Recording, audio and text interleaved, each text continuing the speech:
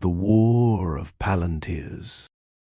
They had learned, over the years, to return home quietly, not because there was no affection left between them, as friends sometimes imagined when they watched their marriage from the safe distance of other people's dinners, but because affection, when it has survived enough airports, secure buildings, court deadlines, hospital corridors, unread messages, and the small humiliations of public service, develops a certain tact. It does not rush toward the other person with bright demands. It waits in the kitchen. It warms the soup. It leaves the hall light on. That evening, the rain had begun before either of them reached the house. It was the kind of London rain that did not fall so much as occupy the air, silvering the pavements, softening the edges of parked cars, laying a damp shine over the black railings and the plane trees. By 7 o'clock the windows had become mirrors, and the kitchen, with its narrow table, blue tiles, brass lamp, stack of legal papers, and one small basil plant stubbornly trying to survive the winter, floated in the reflected room like a lit compartment moving through darkness. Elena came in first. She stood for a moment in the hall without taking off her coat, listening to the boiler, the rain, the faint ticking of the old clock her husband had bought in Lisbon because he said every house needed one object that believed in time more seriously than its owners did. Then she placed her laptop bag on the floor, with the care of a person lowering a sleeping child. The judgment had been handed down that afternoon. Another declaration. Another finding that the department had acted unlawfully in the manner in which it had evaluated the tender, or framed the decision, or failed to consider the structural consequences of artificial intelligence adoption beyond the narrow language of procurement, efficiency, and operational support. Another elegant paragraph from the administrative court. Another paragraph that changed nothing immediately. She had read it 3 times on the train. The first time as a lawyer, alert to every qualification. The second time as a claimant, which embarrassed her slightly because claimants were supposed to be moved by victory, and she had long ago learned that public law victories often arrived wearing the clothes of polite disappointment. The third time she read it as a cartographer, and then at last she allowed herself to smile. The court had not given her the order she had not asked for. It had done something better. It had named one more part of the machine. She took off her coat, went into the kitchen, filled the kettle, and laid the judgment on the table beside the earlier ones. There were now 11 of them, bound in separate white folders, each with its own neutral citation, each concerned with a different procurement, consultation, pilot, framework, or ministerial decision, each turning on a point so narrow that any sensible person could have mistaken it for insignificance. Failure to define operational accountability. Failure to distinguish tool deployment from cognitive delegation. Failure to consider downstream authority migration. Failure to address whether generated analysis had become de facto recommendation. Failure to explain the human review function in terms other than ritual supervision. Failure to give reasons capable of showing that the decision-maker understood the nature of the thing being adopted. The phrases were dry, judicial, cautious. They smelled of paper and rain and old stone. To Elena, they were seeds. A little after 8, Marcus came home. She heard the car door close, then the pause in the drive before he opened the front door. He always paused now.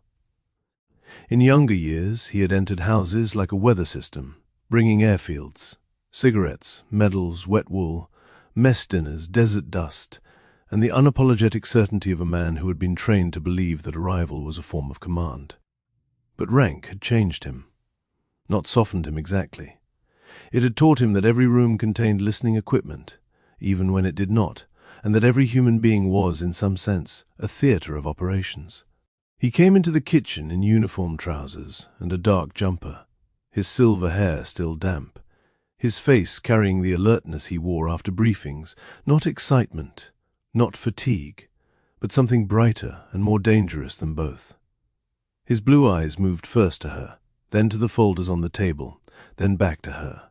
"You won again," he said. She smiled. In the usual useless way. "Ah." He kissed the top of her head as he passed. The famous useless victories. He opened the fridge, removed nothing from it, closed it again, and stood with one hand on the handle, as if some part of him had not yet returned from wherever he had been. You had a good day? She said. He turned, and there it was. The thing she had begun to recognize as the afterglow of machine-assisted success. It did not make him vain. Marcus was not vain in the ordinary sense. He knew exactly what he was, and worse, usually knew exactly what other people were. But after those briefings there was something in him that became almost young again, almost boyish, the high, clean brightness of having seen the battlefield reduced to a set of openings. "A very good day," he said. She poured the tea. He told her, because he always told her what he could. He never told her classified details, and she never asked for them. Their marriage had long ago developed a private law of secrecy. Each respected the other's locked rooms, and neither mistook locked rooms for betrayal. What he told her was the shape of the thing. The system had seen an interval, a convoy route, an exposed supply node, a gap in electronic cover, a weather pattern that had made a particular kind of denial plausible, a sequence of human behaviors that, when modeled together, produced what the younger officers called a decisive window. They didn't expect it? Elena asked. No, Marcus said, and could not quite prevent the satisfaction from entering the word. They couldn't. Not in time. And the system? Beautiful, he said. Then, hearing himself, he laughed. I know. You hate that word for it. I don't hate the word. You disapprove of my emotional relationship with military analytics. I disapprove of imprecision. That is why you married a soldier. I married a man who used to understand the difference between an operation and a war. He looked at her then, not offended, because they were past offense in such matters, but faintly amused. Elena. What? I do this for a living. Yes, she said. That is the difficulty. He sat opposite her, the steam from his mug rising between them. Outside, the rain thickened, and the garden disappeared into the glass. For some time they ate without speaking.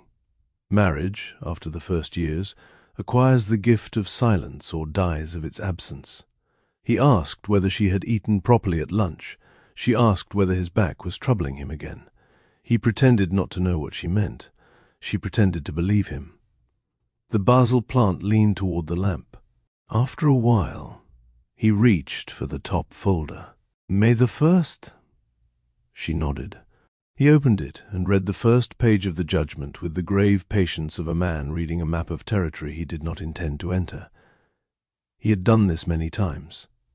He read all her judgments, all her submissions that she would allow him to read, all the notes she made late at night beside cold cups of tea.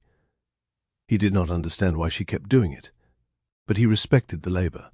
Respect for Marcus was a form of love. So, he said, turning a page, the department failed to consider whether the AI recommendation architecture altered the locus of decision-making responsibility. Yes. And therefore? And therefore, the decision-making process was unlawful. But the contract remains. For now. The framework remains.